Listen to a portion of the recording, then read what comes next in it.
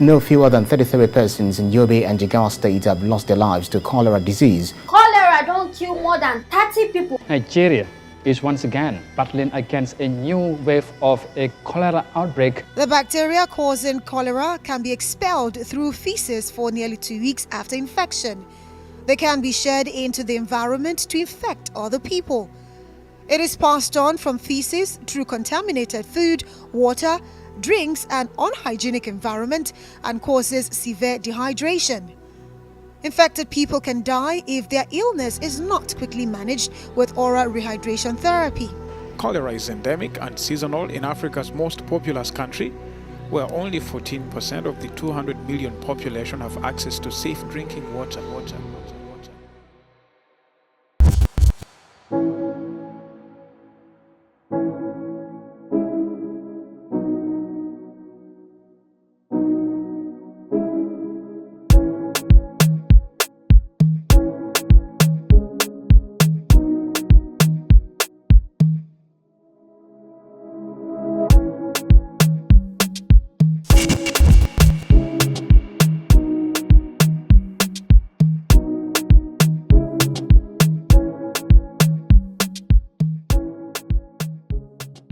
So I come here 2011.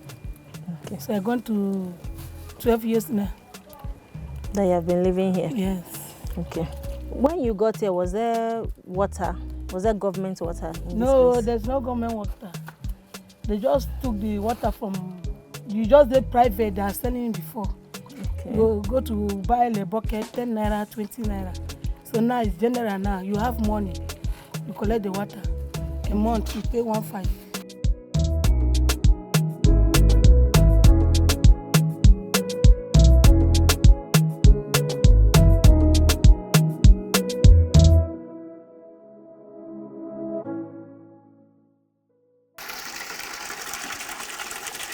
Do you drink this water too? Yes, we drink it.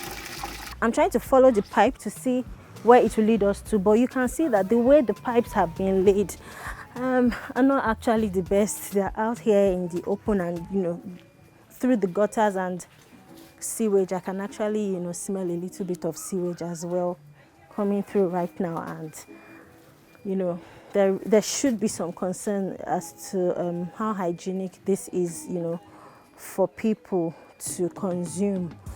And also what level of contamination this is exposed to because of the way the pipes have been laid.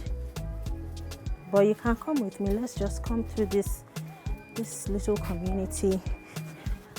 I can see, if you follow this pipe, you can see that this one actually connects into this house. And like she said, come, you can see how the connection comes into the house to supply water into this household. If we follow it through here, we can also see it comes here, supplies water into this house, and it goes on and on, like that, supplying water into the different households. So as we're coming through this community, we're still seeing, signs of the said pipe that has been connected here, leading into people's homes. So we're actually going to the Chief's Palace now.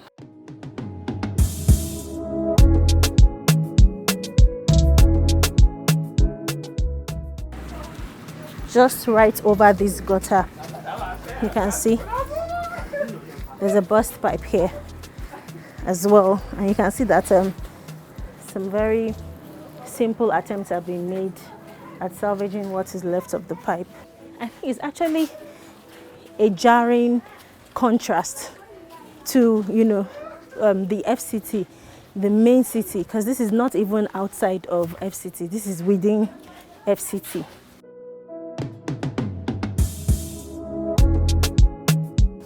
So as I cross over this gutter, I'm yet to meet again with pipes going through sewage.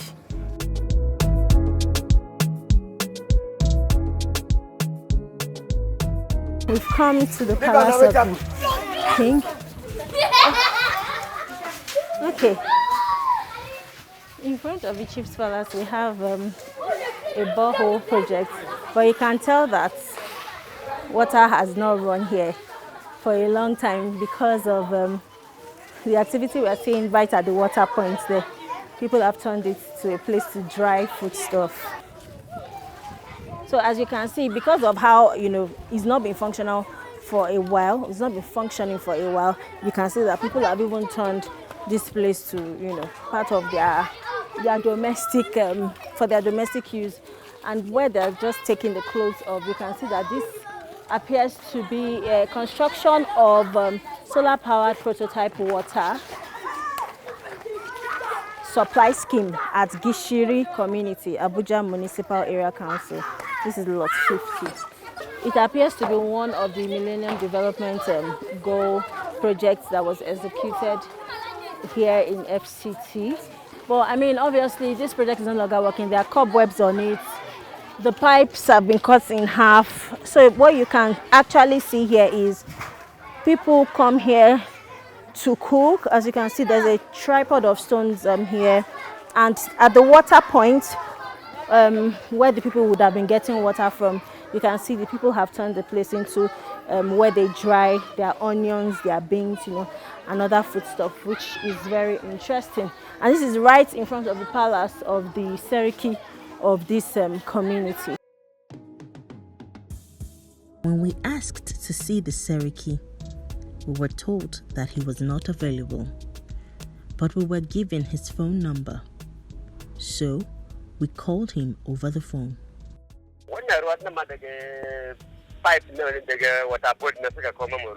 Okay, water board din ina kenan.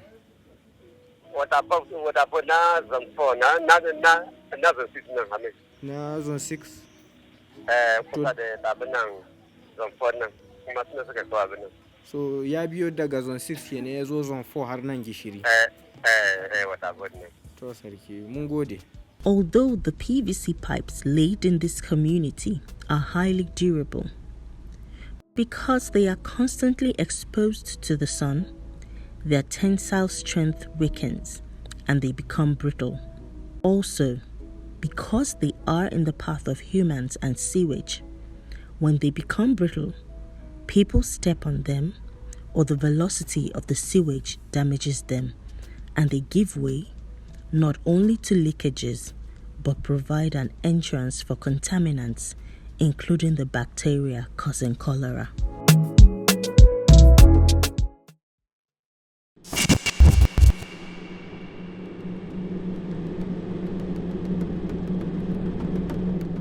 Some communities around the FCT still depend on dirty water for their livelihoods. Lanto is one of such. We're here at Lanto in Kuje in Abuja, and we're being taken by one of our fixers into a village where we want to follow up on a scoop. So, see, even little children, there are little children who have just come back from school, who have to go through these waters to get home. If you can just look at the face of the water, you can already tell that this is not water that is safe for consumption. Let's get to the other side of the village and we'll understand what the water situation there is like. Okay, we're now safely on the other side of this water, and then it's time for us to now make it into the village where we are being taken to. There's water coming out of this exhaust pipe. Some water has poured into the exhaust pipe of this motorbike.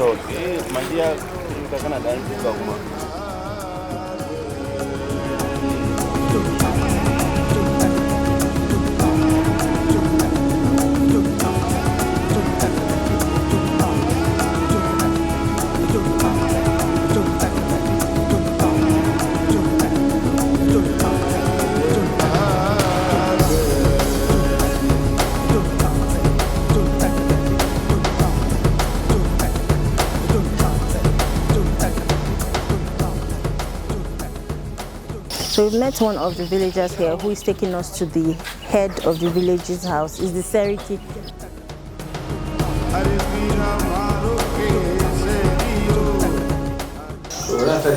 Muna zagayawa wurare ne da suke da matsalar ruwa inda babu ruwan gwamnati da ke zuwa.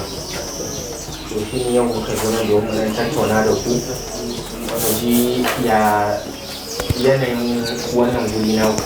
Iyaka biyu ne muna amfani da shi wanda na makaranta ya lalace. Kamar ya ce kwana 15 haka ya lalace kuma a sake kira masu yara a yi. Akwai wani dan karamin lafi na. Da nan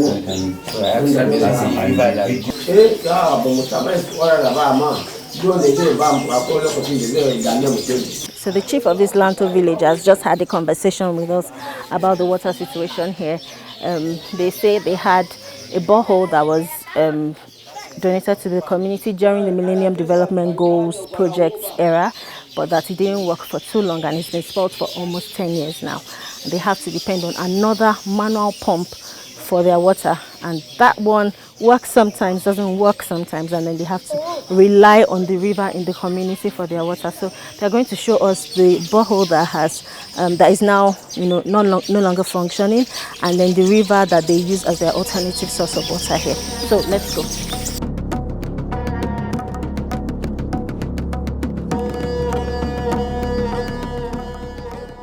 So if you can see in the distance here, come closer, there is a monopump here which used to serve the community in the early 90s. I'm told that it was donated to this community in 1991 to be precise, but as you can see, it's no longer functional, and the farmland and weeds and the farm has literally covered it up.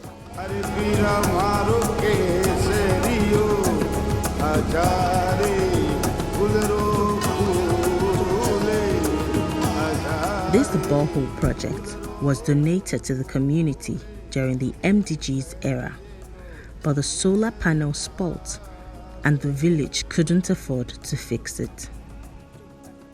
Next up is the river that this village relies upon when all else fails.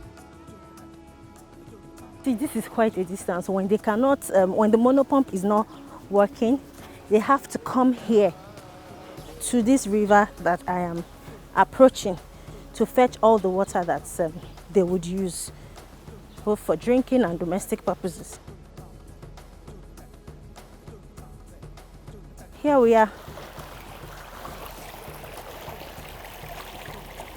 And this is not the water we pass through that place where we use they enter the village. Okay. But if they come here, now here they come fetch water. If that pump where they inside village, no. Okay. Okay. So then we do, if we see, because we know that it doesn't stay long before it spoils, so we normally make science out of nonsense. That is, at this time, or let's say dry season, we do tell anybody that's fetching the borehole should use it for drinking, where this one should be stored for bathing. Okay. To reduce too much work for the borehole. But if that borehole now spoil, drinking or bathing na here, it clean. When you take it home for some hour, let's say it settle and give you a little clean than the way it is. And tummy no they disturb na stomach no they disturb. For how long? So I think I would say before, if not, it's like, if I should say, I would say because of we are used to it, it doesn't feel the maybe stooling of our stomach. So I'm being taken to the site where the functional monopump is. I think what I find interesting about a settlement like this is that it is within the FCT. The city is literally just behind these hills, and for a community like this to still be going through this kind of water situation that looks like something from the 90s, many people will not believe that things like this still exist in Nigeria, but they do. So I'm right by the stand, the project stand for this monopump here in Lanto village, and this has been provided by the Kuje Area Council, as you can see on this board. And here is the monopump, the main source of water in this community. I'm told that right now it's been locked because of children that come around to play. It's working at the moment, but like we said, when it's faulty, the people have to rely on the water in the river. As we took one last look around the village, we came to the mosque that harvests rainwater. We're at the village mosque here in Lanto, and something that we found very interesting, which we also saw in the eastern part of Nigeria in the course of this investigation, is that they also harvest rainwater into this tank. So if you look up there, you can see connected to the roof of the mosque is a funnel that is connected to a pipe, and that pipe goes all the way into this tank and then supplies water for the mosque goers here. So I imagine, I don't know, is this the water that they use to do ablution when they come? Okay, so this rainwater is what they then use to do their ablution before they go in to pray.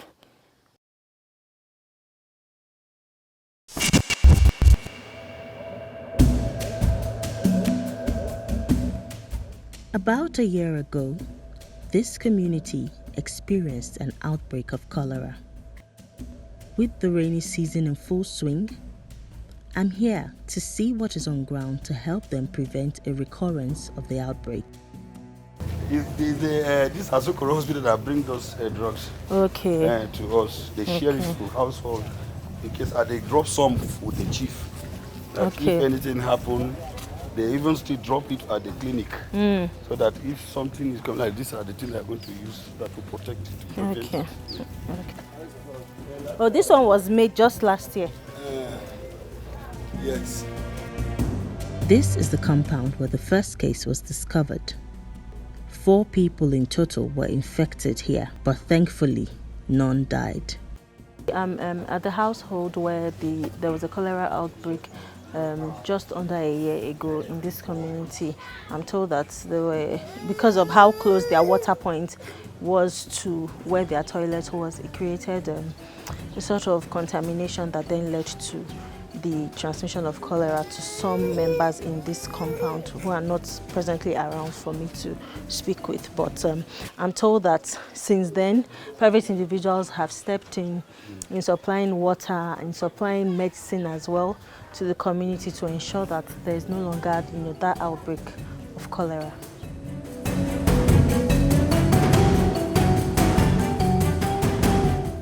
Is there a time when they turn it on and turn it off? Yes. Okay. Once it full, the robbers, they off it. Okay. They make use of it. Okay. But this is a privately funded borehole. Yes. It's not the government that did this one. Okay, no problem. As I was taking through the community, I ran into more privately funded boreholes, many of which were built through the contribution of households. Then we came to the one borehole built by the government. That Senate, he has one there, that they do. If you go there where there is blue something, those NGOs, human rights, they do it for us. Okay. Okay. So this is... Is this one still functioning? Yes, it's functioning. Okay. Okay. To see. When did they do this one? It's almost 3 years ago. And it depends on the electricity in the community to pump. Yes. Not solar power. They even give a chain. Once they are doing it like that, they will give them a chain in case if there's no light. Okay. They can use it. The generator. Okay. What, you know the way how the country is, let me tell you, I can't hide what the NGOs have been doing for this community. They have been doing a lot of things for you. So if you are talking about government something, nothing, they will just there and be eating the money, doing some nonsense, but the people that are doing the lot of work for this community is NGOs. So that NGO intervention has been very helpful. Very. Because I'm thinking, if this is the only water project that the government has done in this community, so that's what I'm thinking. Is it supposed to serve this whole community? And how many people can you estimate are in this community, this Kobe Sariki? 3,000. But if we are talking about this, the whole entire is over something of 7,000 something. It is safe to say that the people of Kobe Sariki have taken their water fate into their own hands.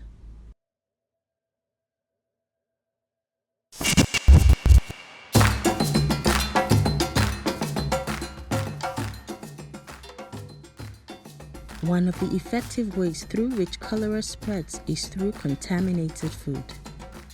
When there is no water in our marketplaces, the risk of a cholera outbreak looms. Welcome to Mpape Market. I'm inside the Mpape Market, and one of the major things that is most needed in markets is clean water, because they're handling food stuff, they're handling fruits and all of that.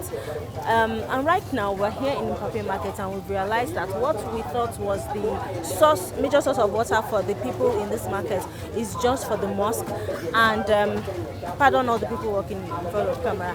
And what the people actually use is water that is bought from the water hawkers. So we're going to talk to a few of them, but we need to get into the market and talk to the people who are selling, especially food items, especially fruits, because it's so easy to spread cholera, through these means. So come with me.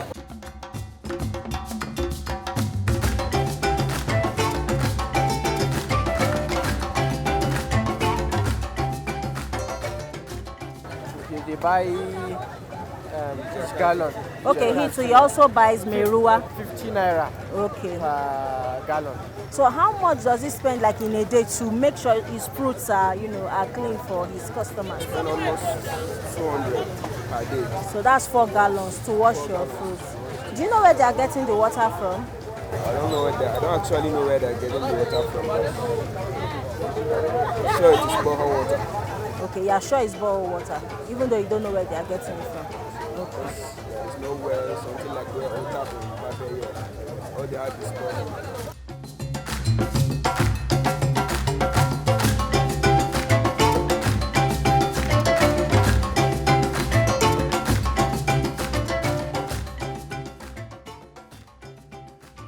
We met one of the water hawkers who led us to a church within the market that sells water to hawkers like himself.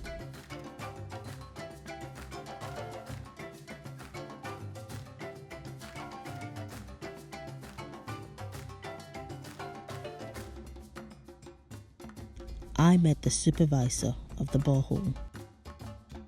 When was it created, the borehole that belongs to the church? I think borehole was here big borehole that 2017. In 2017, that has been about 5 years now. Yeah. Okay. And when the borehole was made, did the church set out to maybe allow the public use the water, or along the line the church just decided, okay, you know what, let's make water available to people at a very subsidized rate? When they make this borehole, it was free. It was free? Yeah, but when they have problem, like say NEPA, these other things, church used to pay the money. Then they decide that to raise small money, so that anytime when the borehole has problem, they use that money to repair it. Oh, that's interesting. So the money that you get from selling this water to the water vendors, the church keeps it for the maintenance of the borehole. What I find interesting is that even though the water is coming from a borehole, it is assumed that it's generally clean, the kegs that these people use to fetch the water is not clean. Out of curiosity, we took a peek into the kegs, and here's what we saw. You can see that there's some green stuff forming, around it, and this is the water that is then used in this market to wash your fruits and to wash your meats and other consumables. As we left the market that day, I was convinced that the annual cholera outbreak in Abuja might have slowed down, but it is certainly not over.